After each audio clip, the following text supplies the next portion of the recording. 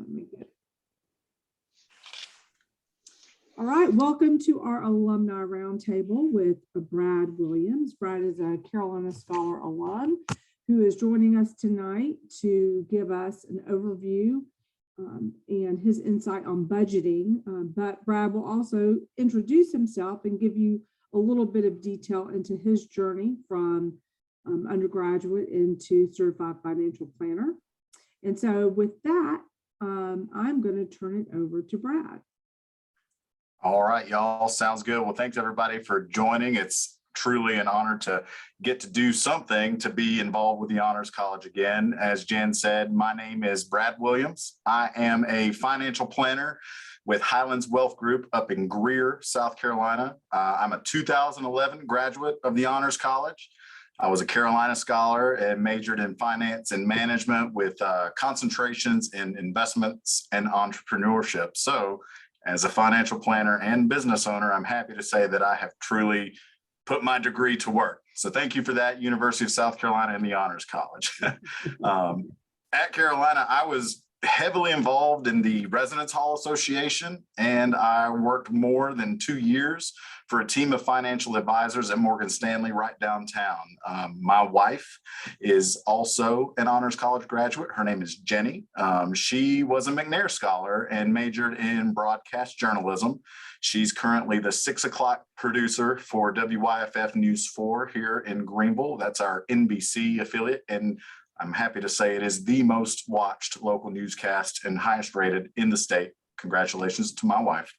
I'm excited to have the opportunity to meet everybody and hope that you're having just as great or an even better experience in the Honors College as the one that I had. And my hope here is to bring financial content to you that will help you be even better prepared for life after college, because I have found time and time again that personal finance education is a huge gap in our country. So I'm hoping to fill that for at least some people. So thank you for letting me be here.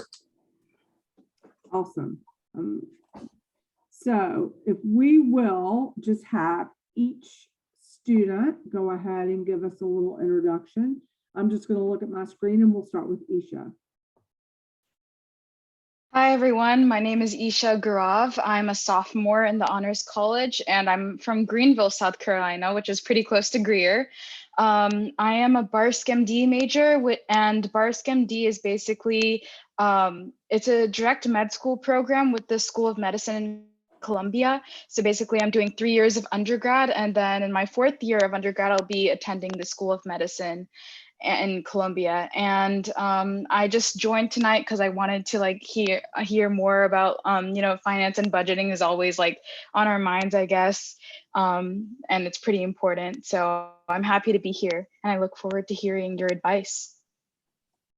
Sounds good. All right, how about Scotty?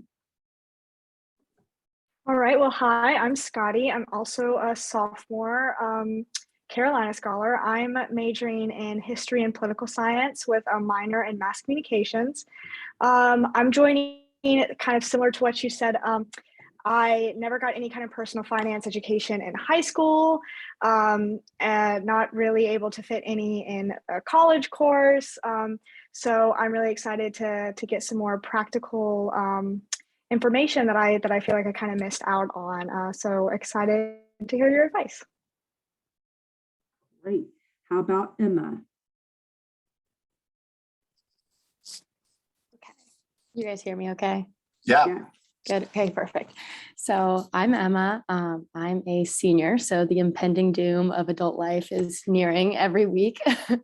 And kind of like you guys have already said, I never had any really formal personal finance education, and not anyone in my family super into it. So I feel like it's kind of something I've been interested on my own, but it's kind of a daunting task. So I'm very excited to hear kind of your expertise on it tonight. And I, am looking at jobs after graduation, and eventually will hopefully be going to medical school or graduate school in the next couple of years. But, for now, just getting kind of started on trying to maybe make some good investment decisions as a young adult and setting things off on the right page. So Great. Cool. All right, Dylan, you can round us up. My name is Dylan Johnson. I'm a computer science and math major. I'm a freshman. And I was just curious what we're going to talk about. Awesome. Perfect. All right, Brad, I'm going to turn it over to you. So Brad's going to provide some content, and then he's going to let you all ask questions as he moves through that content, and maybe wrap up with the Q&A at the end. Okay, cool. Sounds good. Well, let me share my screen real quick. All right. Can everybody see that? Yes. Perfect. All right. So today, like Jan said, we're going to be talking about budgeting. I know that's not the most exciting topic in the world, or anybody gets really thrilled about thinking about how to spend less money, but I'm going to do my best to make it interesting and interactive. The tips I'm going to share are easy to implement with just a little bit of discipline, and I promise you can make a world of difference for your future financial success. So here's exactly what we're going to discuss. I'm going to tell you why budgeting matters and teach you how to build a budget. And then we'll talk about the ways you can move forward with your budget and develop better spending habits. And lastly, I'm going to walk you through some ways to make tracking your spending a little easier. With such a small group, please don't hesitate to take yourself off mute and stop me and ask questions along the way. And I will leave some time at the end for additional questions. All right. So why does budgeting matter? I know that your days are filled with class, studying. Some of you are preparing for your senior thesis. You're involved in student organizations, and you have social lives too, I hope. I know it can be difficult to have enough energy left over to focus on finances, but please understand, budgeting is the foundation of everything in our financial lives. Building a budget, and more importantly, putting that budget into practice, can do much more than just help you track your spending and savings.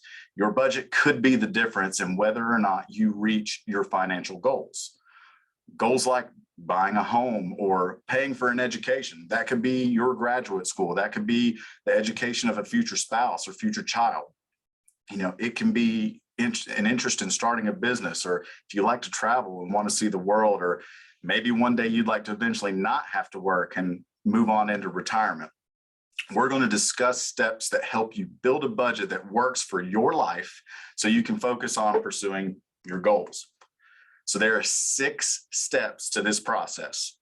Number 1 is start with your goals. I encourage you to write them down and be smart. Some of y'all have probably heard the term SMART goals, which means these goals are specific, measurable, achievable, realistic, and time-bound. I even tell this to my clients. When you're thinking about your financial goals, you have to include actual dollar amounts, timeframes, and what your objective is so that you can track your progress. I'm going to give you a few examples of some short-term goals. Instead of saying my goal is to save money, make it smart. Say, I'd like to add $1,000 to my emergency fund by October 1st. Or instead of saying my goal is to pay down debt, you can say pay down $5,000 of student loan balances by year end. Doesn't that sound better? When your goals are specific like this, you can actually divide the dollar amounts by the number of months to your target date to figure out what monthly commitment you need to make to reach that goal. And I also encourage everyone to think about long-term goals as well. For instance, like when you want to buy a home or what age you'd like to retire. Having SMART goals is the first step for solving the equation on how to achieve them. I've got a question for y'all, so if anybody can jump in. Can you throw out any examples of other financial goals? It doesn't have to be your personal goals, and I don't care how outrageous it is. Give me an example of any kind of financial goal you can think of. Not all at once.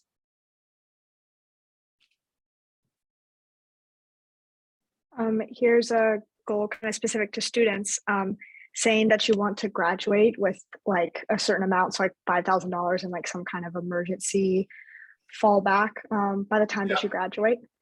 Yeah, that's a fantastic example of a very specific goal. Has a time frame by the time you graduate, and you can set a specific number and figure out where you are currently and what you need to contribute to that to get there by the time you graduate. Perfect example. Anyone else? All right, y'all, I'm not going to force it, but we'll be having some more participation later in the presentation. So the next step is to know your income. Before you can actually establish a budget, you need to know how much money you have coming in every month from your employer and other sources. If you've had a job, you know it's not as easy as just taking your rate of pay and multiplying it by the number of hours you work, or if you're working on a salary, dividing by that by the number of pay periods each year. You need to make sure for budgeting, you just include the amount of money that's actually being deposited to your checking account. We call that net pay. You know, all of you who have had a job have seen that certain deductions are taken out, you know, before you ever get your paycheck. That could be your tax withholding. If your employer provides medical insurance, that comes out, you know, premiums, or contributions to your retirement plan. It could be other things.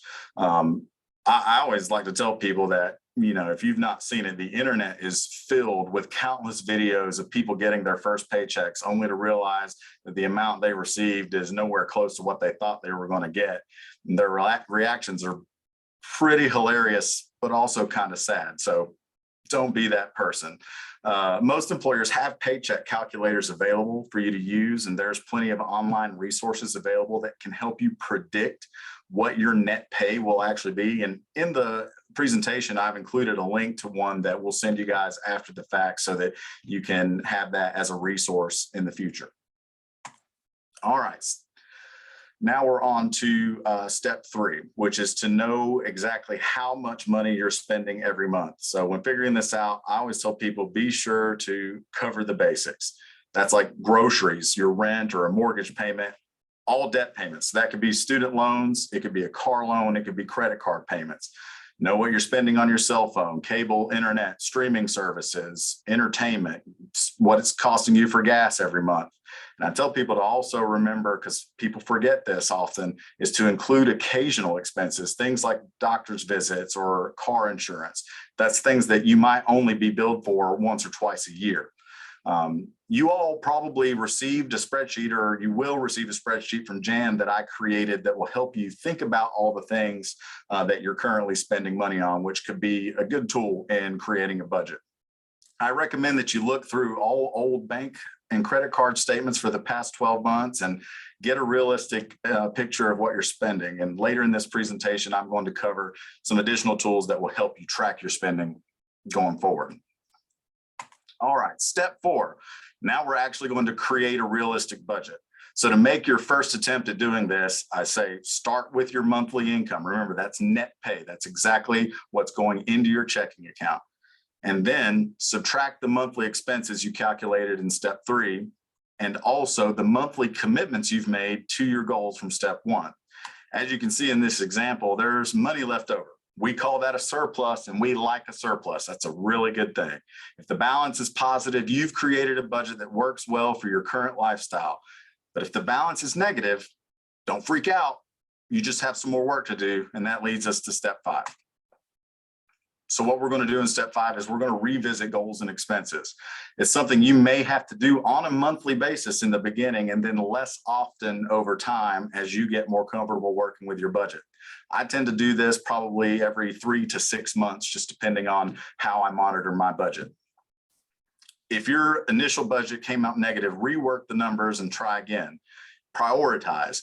Think about the areas of your spending that can be adjusted in order to create a budget that's manageable but still fits your needs.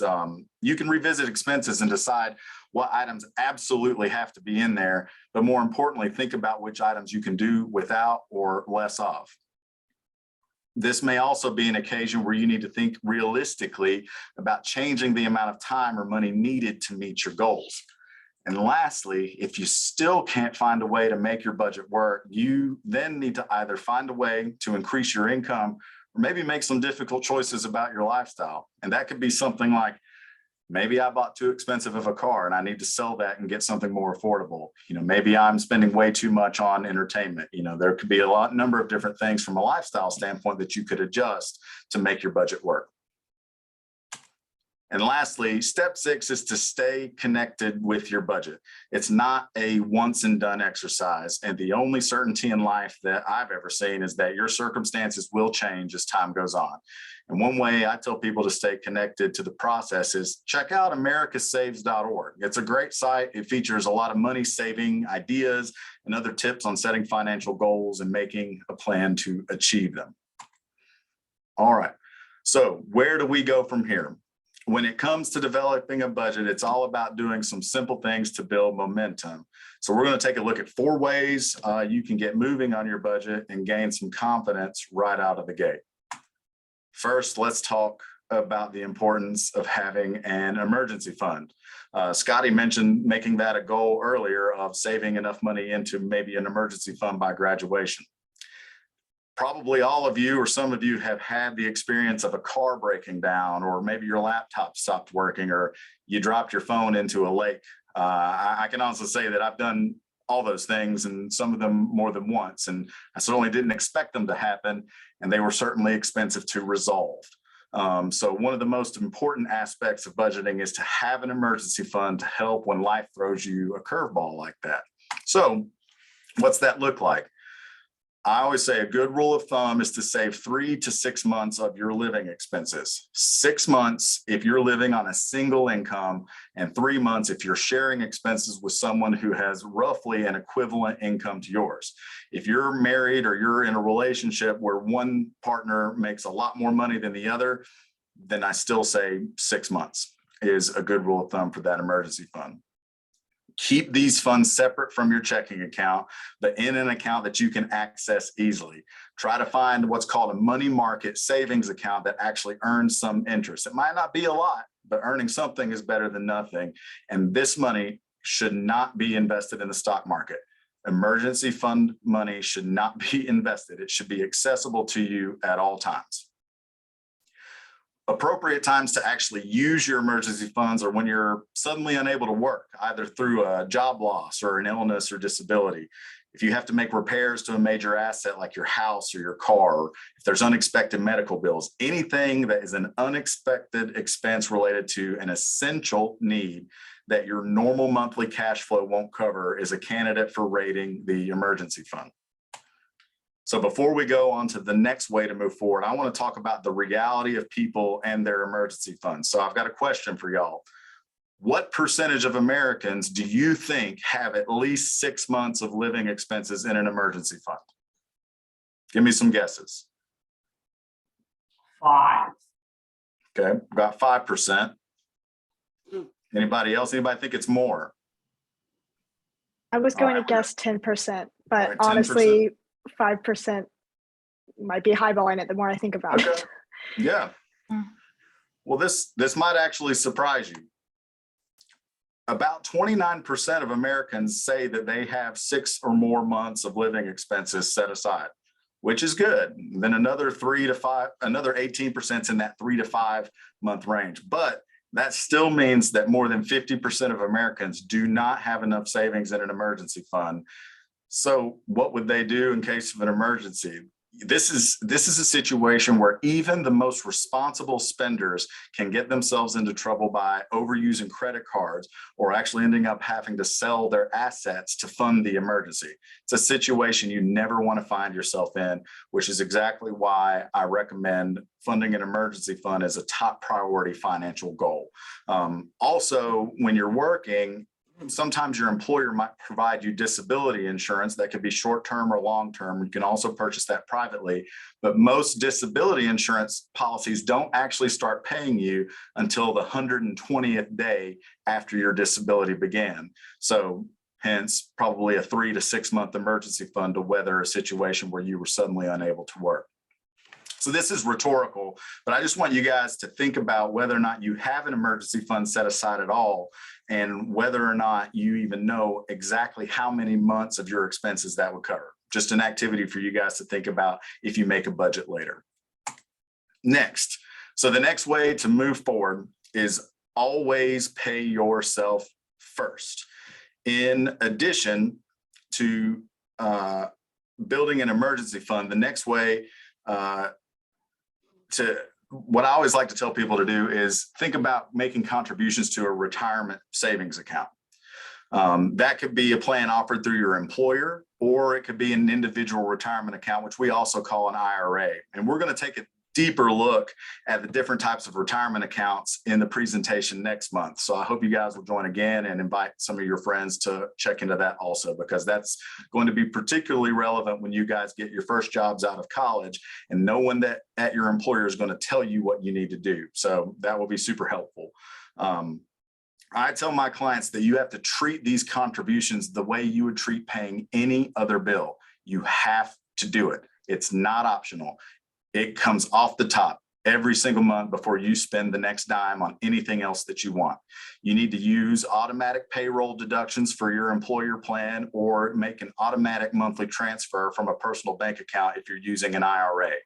If you reach a point where you're actually contributing enough to your retirement plans that will allow you to reach your retirement goal, consider increasing those contributions or making contributions to what's called a taxable savings account or investment account.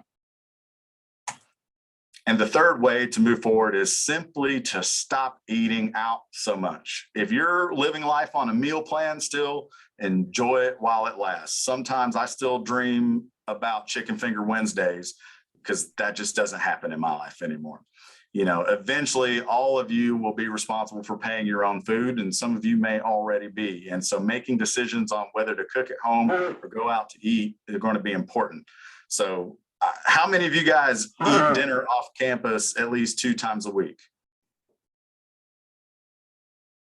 Good, nobody. How many of you eat off campus ever? Okay, sounds good. So, you know, that's going to change after, you know, college is over. You're going to be making decisions about whether to eat at home or to eat out. And you will be amazed at how much money you can save by doing the following. Limit your dinners and lunches out. Strive to cook at home more. Plan out your weekly menu and make enough to have leftovers. And when you make a grocery list, stick to it. Don't add a bunch of stuff to your cart when you're at the grocery store.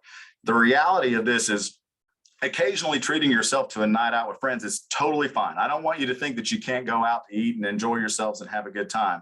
But the biggest thing when I see my clients' budgets where they're overspending is on food, and people don't even really realize how much more expensive it is to eat out so much rather than eating at home.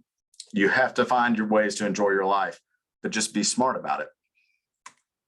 Another way to gain some budgeting momentum is to find cheaper gas and entertainment. I tell people to consider using a gas locator app like Gas Buddy. That helps you find the cheapest gas wherever you are. Obviously, right now, that's more relevant than it's been in a long time because gas is so expensive. You know, at this point, you know, if you're looking at gas prices between $3.50 and $4 a gallon, it might be worth looking at the app to see where you can go wherever you are, especially if you're traveling and you're unfamiliar with your surroundings. Something like that can help you, and used over time can make a significant difference in how much you're spending on gas. I also say you can actually find really great discounts on local entertainment and attractions using apps like Living Social or Groupon. Like I said before, you have to find ways to have fun. You have to enjoy your life, but making the extra effort to be smart about it and find ways to save some money, if you make that a habit in the long run, it could equal significant savings for you. The last thing I like to talk about here is if you like going to concerts or shows, try to buy the tickets directly from the venue. I actually recently bought 4 tickets to a concert by driving to the box office, and I saved $200 in transaction fees that I would have paid by purchasing the same tickets on Ticketmaster. You think that was worth the 10-15 minute drive each way? Absolutely. A lot of people don't realize that because of the ease of going online and buying tickets. But if you have access to the venue and buy directly from the box office, it can save you a lot of money. Okay. So it's very easy to develop bad spending habits without even noticing. So on the next few slides, we're going to cover some of the most common budgeting bad habits and some easy ways to break them. Doing these next things can save you thousands, if not tens of thousands of dollars over the next, 60, 80 years of your life. All right, number one is don't buy brand name products. Examples of this are instead of buying Tylenol or Advil, buy the generic version of ibuprofen or acetaminophen. Paper towels is a good example. Don't buy Bounty, buy the store brand. You're getting effectively the exact same product for sometimes 50% of the cost. Make that a habit. You're not getting so much better quality for some of those daily things that it's worth paying that high of a premium. Making that a habit on your every shopping trip, every time you make a list, is going to make a huge difference for you long term. I also tell people, if you ever need cash, try your best not to use an out-of-network ATM. If you bank with Wells Fargo, use Wells Fargo ATMs, because if you don't, most banks charge you an ATM fee. Some of you probably experienced that. And your bank might also charge you a fee on the back end as well. So you're paying money to get access to your money, which just sounds crazy. So I like to tell people, plan ahead. If you think you're going somewhere where you need cash, go ahead and get it out of your bank's ATM. Try to do that as much as possible, because it's just a waste of money not to. The next thing is, don't buy lottery tickets. I'll tell you a personal story here. My family has a tradition of putting scratch-offs in our Christmas stockings. We've been doing it for years. And I promise you that if we had just written each other checks for the amount of money that we spent on scratch-offs, we would all have more money than we have now. Promise you. I mean, we're talking people are spending $20 to $40 on scratch-offs just for this fun activity of scratching them at Christmas and not winning any money. It's ridiculous. And my wife hates it. So we're trying to kill that tradition. It's been really difficult. Use that money to contribute towards your financial goals. I also say, do your best not to pay for apps. Look for free alternatives. There's almost always a free alternative that accomplishes the same task, and you have to be mindful of in-app purchases. I meet clients all the time where I review their budget and I see that they're spending a couple $100s a month on extra Candy Crush lives because they're absolutely addicted to Candy Crush, when they could probably find another free game to occupy their mind that didn't cost anything. So beware of that. And I also, this is the big one. Do not subscribe to every single streaming service, because what happens is you forget which ones you're subscribed to. And if you're not reviewing your statements every month, you might not realize that you haven't looked at Hulu in 8 months and you're still paying $10 a month for it or whatever it costs. Track which streaming services you're using and only pay for the ones that you need. Cancel the ones that you don't. Rotate them through whatever show you're binge watching from 1 week to the next. It will save you a lot of money long term. Could I ask a quick question? Yeah, absolutely. Related to that, I know that I've seen more and more ads for programs that will track your subscription, since that's becoming such a big expense. Have you seen any that are worth it, or that you would consider recommending? Yeah, no, I certainly think that they're worth, and I'm actually going to share a little later a couple of some apps that are actually really good for budget tracking that can help you do that. And I absolutely recommend it, because I'm currently using somebody's HBO Max subscription that I'm not even sure they still know they're paying for. So I probably need to let them know about it, because they logged into my TV one time. And so, that happens all the time. So you got to track them, because that's the new wave. We're not going back to cable.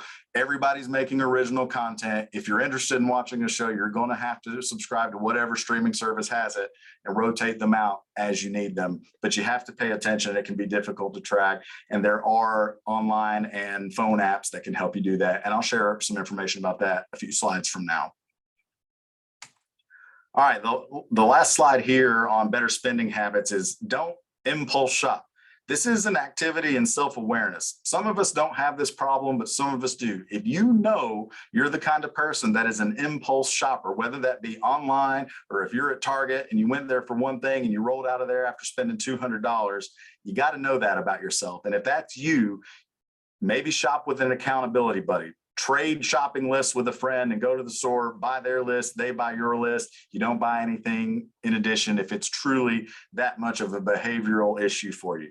And finally, I don't recommend running a tab. That's such a common thing for folks to do when they're going out to a bar or a restaurant. They, hand over their credit card and just continue to order drinks and appetizers or whatever it might be. And then at the end of the night, they go get the check and they're like, holy crap, I didn't realize I spent that much money. So paying as you go is a great disciplinary method to help you make sure you know what you're spending from one item to the next.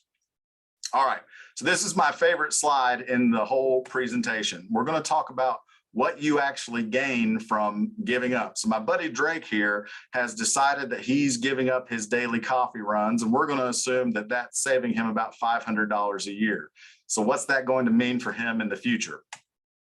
If you invest that $500 in a growth portfolio, after 5 years, you would have saved $2,500 and grown that to over $3,000. And you can see the track record. Once you get up to 20 years, you've saved $10,000 and turned it into $26,000. After 30 years, you've put $15,000 into your account and you've grown that to over $70,000. Extrapolate that kind of growth to additional savings, and you can see the significance of what you're giving up on by doing something as simple as going to Starbucks every day and buying a coffee. So that's what we're talking about here. That's the kind of future, as far as your financial success is concerned, that we're really looking to help you achieve by doing some very simple things, by thinking about your budget as early in your life as possible. All right. So now we're going to talk about how to track your cash. You know, we talked earlier about where you spend your money, and that's one of the key steps to creating a budget, but you need to know where your cash is going. And I tell people, no matter which of these tools you choose, all that's important is that you start tracking it somehow. You'll be amazed at how just a little discipline can get you moving forward on the right budgeting track. And chances are you're going to find money that you've been spending thoughtlessly and could be better used for other things like funding your financial goals. And there's many tools available, and we're going to talk about several of them, and most of them are actually free. First thing is, keep a spending journal of some kind. It doesn't have to be anything fancy. You can track your income and spending in a notebook if you want to. It's easy and allows you to record your thoughts and ideas that you can refer back to. This could be something that helps you remember when you did something that turned out not to be worth it, so that you can avoid repeating that behavior in the future.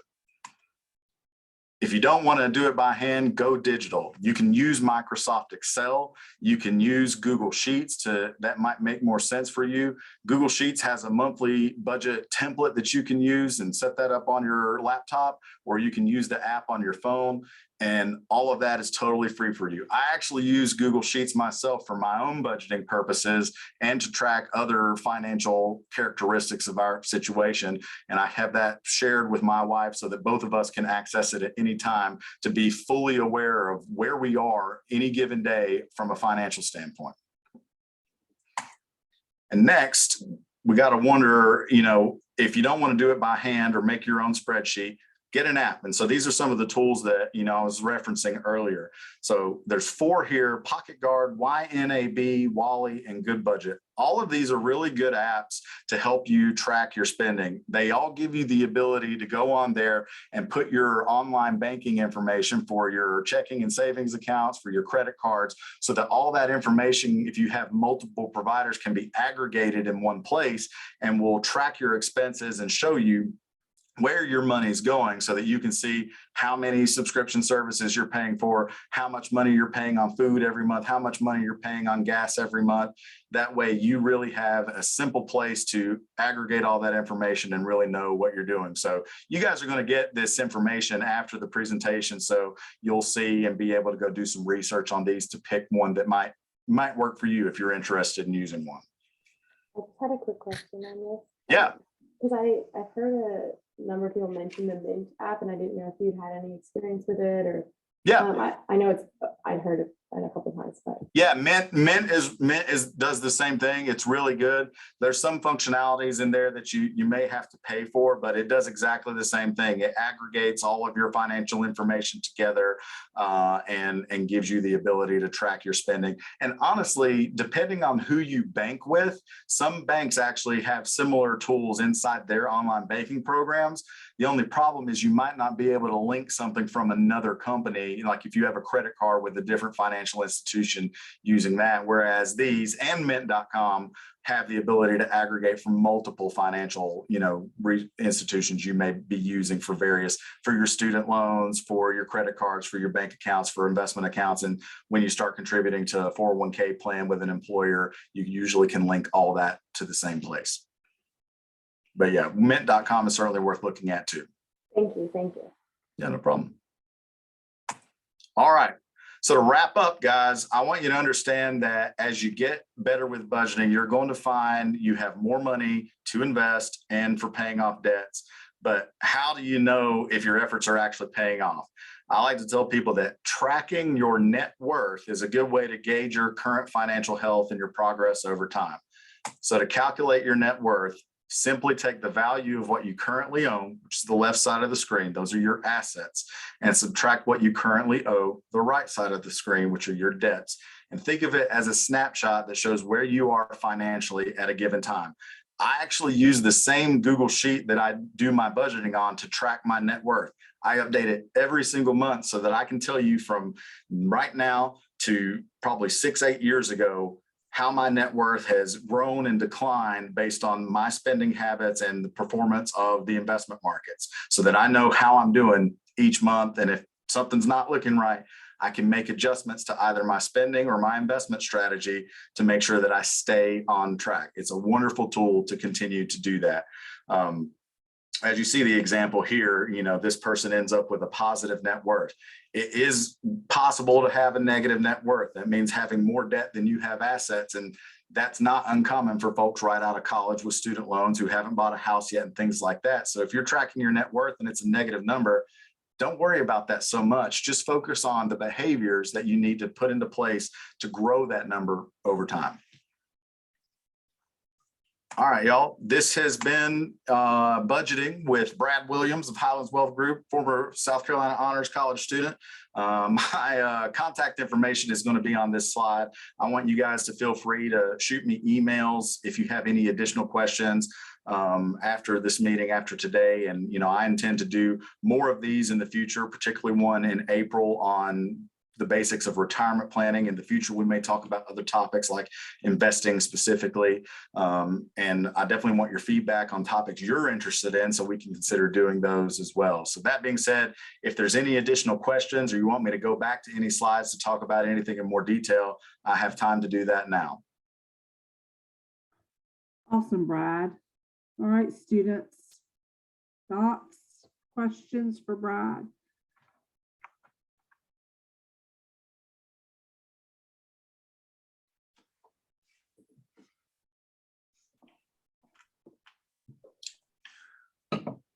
Well, sounds like I covered everything perfectly. That was great. That was so nuts and bolts and really straightforward. I think that was fantastic. Yeah, and again, budgeting, not the sexiest financial topic, not a whole lot of fun, but certainly very important. And we'll do some more interesting things that will be wealth building exercises in future presentations for sure. Like Jan said, it was very, very straightforward, very nuts and bolts. So thank you very much. It felt very much more understandable than I think some of the financial information that I've gotten informally has been. So thank you very much for your time. Yeah, thank you. Happy to do it. Yeah, thank you so much. It was very helpful. You kept it very straightforward. I agree with both of them. Definitely going to tune in to your future sessions. Cool. Well, best of luck to all of you on your future endeavors. I know we had at least one senior in the group, so best of luck on getting those job offers. And for those of you who are moving forward with fun senior thesis or not fun senior thesis, best of luck with all that. It's one of the best things that you can have on an application for a job or for graduate school, because not that many people in undergrad get to do something like that. So you're in a great place.